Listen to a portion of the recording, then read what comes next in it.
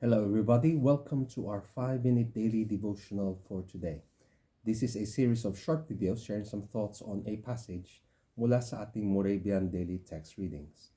And patuloy tayo sa ating pag-aaral ng Book of Revelation, the last book of the Bible, with a passage taken from Revelations chapter 2, verse 12 to 23. In fact, we'll extend it to verse 29 just to complete the passage regarding the two churches na pag-uusapan natin. So from last time, we talked about the message of God to the leaders, the angels of the churches in Ephesus and Smyrna. Ephesus being the church who has forsaken their first love. And God told them, rekindle mo, balikan nyo, mag-alab uli yung pagmamahal para sa akin. And to Smyrna, who is the persecuted church, encouraging them, hold on till the end. Be faithful unto death. And to both churches, if they overcome, they will be given eternal life. In this passage, we are looking at the churches in Pergamum and Thyatira. Hopefully, na-pronounce ko ng tama. So let's go to the first church in Pergamum. Pansinin nyo, whenever we start the letters to these churches, John writes to the angel of the church, so the leader of the church in this case, Pergamum, and then he describes the same words that describe Jesus in first chapter 1. Here we read in verse 12, to the angel of the church in Pergamum write, the words of him who has sharp two-edged sword. Okay?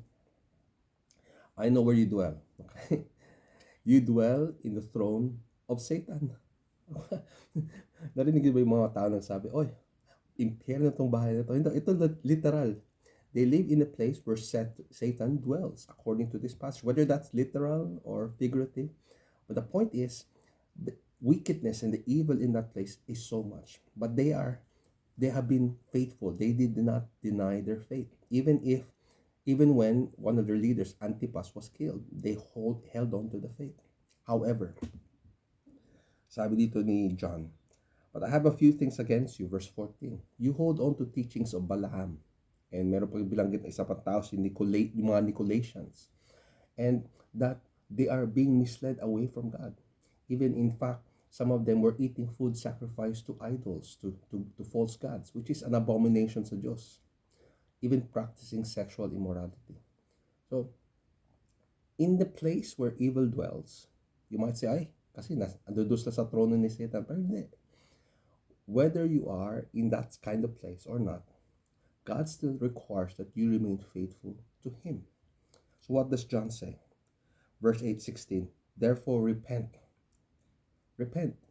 Huwag niyong hayaan na yung mga maling katuruan na magpatuloy. Huwag niyong hayaan na tayo mag-commit ng sexual immorality. Huwag niyong hayaan na i-offend ang Lord by eating food that is offered to idols.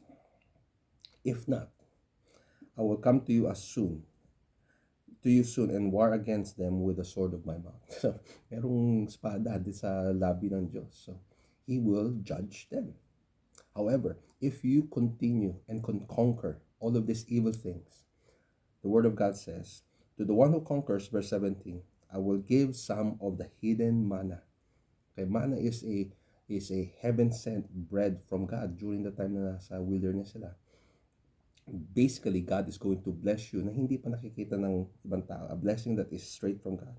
And I will give him a white stone with a name written on the stone that no one else knows. Secret stone. Okay? So you will be held in special regard by God. So those are the blessings that you will receive if you overcome. Now let's move on to Thyatira. In verse 18 says, to the angel, again, to the leader of the church in Thyatira, the words of the Son of God, who has eyes like a flame of fire. Again, a description of Jesus as written in chapter 1. Kinulit lang na dito. And whose feet are like burnished, binarnisan na bronze. I know your works. Okay? I know your works. Alam ko yung ginagawa ninyo. Your love, your faith, your service, and patient endurance. Yung mabubuting bagay. Alam ng Diyos yan. But I have a thing against you. Verse 20. That you tolerate that woman, Jezebel. Jezebel is a symbol of a false prophetess. Somebody who seems to declare things from God pero hindi naman para galing sa Diyos. So, false prophetess. I gave her time to repent. So, most likely ito'y kapatiran. Okay? Binigyan ng Diyos na magsisi, pero hindi nagsisi, nagmatigas. He says in subsequent verses, judgment will fall on her and all those that follow her. Okay? Verse um, 23 says, I will give to each of you according to your works. Kung tama ginagawa mo, blessing. Kung mali ginagawa mo, judgment. God is plain. God is simple. It may be hard following God, but His principles are simple. Do the right thing and you will be blessed. Do the wrong thing and judgment will come eventually. God gives us an opportunity to repent. Magsisi, manumbalik. Pero there will come a point in time na kung tayo magpapatuloy sa pagkakamali, we will be judged by God. So, what does God say to those people in Thyatira? What you need to do is to repent. Go back to turning away from this prophetess. Okay? And he tells them that if you do overcome, you will be given authority over nations. Okay? Hindi nyo na kailangan you will be a leader instead of a follower. Now, in all of these letters, the encouragement is, to those who has an ear, let them hear. Yung mga pandinig, makinig. That is the same message for all of us. Let us repent if there are things na kailangan nating pagsisihan.